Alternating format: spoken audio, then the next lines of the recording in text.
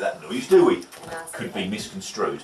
Don't look at me. Look at me. Don't look at the. Okay. Here we are at the Oak Studio with a quick interview with Jade Titmarsh, one of the new stars of Touch Records. Welcome to the studio, Jade. I know you've been here before, but it's a quick interview today so that you can tell everybody who you think you are as an artist, first off. Okay, so I'm inspired by R&B music, more current R&B music, so I'm finding myself writing modern style songs that I feel reflect me as a young woman that can send messages to other people on things they might go through and what I'm going through. We're all going through lots at the moment. So as far as your current projects are concerned, what are you working on at the moment? So we've just completed 2 songs, one called You Had the Best of Me and one That's Why I Love You, which we've just released recently. Yes. We're now currently working on a new track called Me and You, which we're in the middle of recording today. And that's with the Touch over in Chicago, isn't it? They've That's done the right. track for you. Yeah. Excellent. Now, where were you mentally concerning music before you signed with Touch Records? Well, I've been writing songs over the years. I decided to make a music profile. I put a few covers of my songs on there, and so I've just continued writing music before I got signed. Good. And as far as your favourite song currently, what's your favourite that you've recorded? I really enjoyed the one that we've just released actually. It reflects a lot on how I feel and how I think other people can relate to it, and I really enjoyed recording it, so I'm happy it was my first release. And That's Why I Love You, it's called, yes? That's right. So, yes, so I wrote the backing track and you wrote the lyrics. That's right. So that was our first release as a collaboration together. And now, as far as the future's concerned, what do you think is your 5-year plan as an artist? Well, I'd like to be a well-known, established artist for my own music. You know, it's nice to be able to write songs and get them out there and other people can hear them. So, really for me, it's just sort of trying to build a fan base and get my name known. Yes, we all hope so. Now, are you working with any artists, or are you planning to work with any soon? Not currently, I haven't, but we have had talk about collaborating with Jermaine Redstar. Yes. And I have heard James Headley's music recently, so I'd like to collaborate with him for a more R&B style.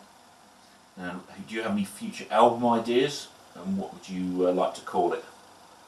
I'm not sure what I'd call my album yet, but for a future album I would like to have more collaborations. So obviously at the moment I'm working on singles on my own, but I think it'd be nice to have a touch of different genres like hip hop and other R&B artists to collaborate with me. Okay, good. Take 2. Who do you think your target audience are going to be, and who do you want to specifically reach with your music?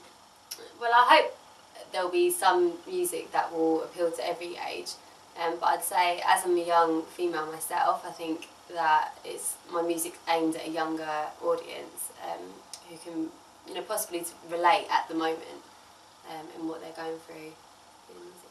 Good. And how do you feel about working with the Touch and Touch Records at the moment? It's very exciting. I'm enjoying the process so far. I know that they're well established, so I feel very confident working with them. Good. We're very confident working with you. What do you want your songs to convey to the public? I mean, so far my songs have been about love and life, and you know, everyone can relate to those. So I think it's just trying to touch people's emotions, trying to convey my message through my lyrics, and just to make people feel something when they're listening to my song. Something good, hopefully. Hopefully, Or yeah. stir something up inside them. Now, what about your favourite artists, new and old? My very favourite artist is Emily Sandé. I feel her songs they're very emotional. She talks about life situations, but you know, I feel that they're very heart-filled songs. So she inspires me a lot. But I've also always listened to Alicia Keys and Christina Aguilera in terms of their vocals since I was a little girl. I've always been singing their songs and always wanted to sort of follow their path, and I've always loved their music. Good. Let's hope you do follow their path. And what do you want to say to other artists trying to do what you're doing? I would say to never give up, because I've been singing since probably about 4. I've been writing since I was about 11. And you know, I finally been given the opportunity that I've always wanted, so it is just keep going for what you want to do, believe in yourself, and you will get there. Very true. Now, what about as far as a career is concerned? You chose, or you're trying to chose. Shall we start that one again? Take 3. I'll read it. I won't try and ad-lib it. And finally, then, Jade, why do you want a career in music? Why not something more sensible? Well, it is a gamble when you take on music. However, if you believe in yourself and your music, then it's worth it. I mean, it's a passion I've always had since I was a little girl. I did it through GCSE. I used to go to outside classes, and it was always something extra I'd be doing throughout my school time, and I'm still doing it now, and I'm not at school anymore. So. And as long as you're still enjoying it. Exactly, and I do. Good. And it's always a pleasure to have you in the studio here at the Oaks, and hopefully I'll see you again soon.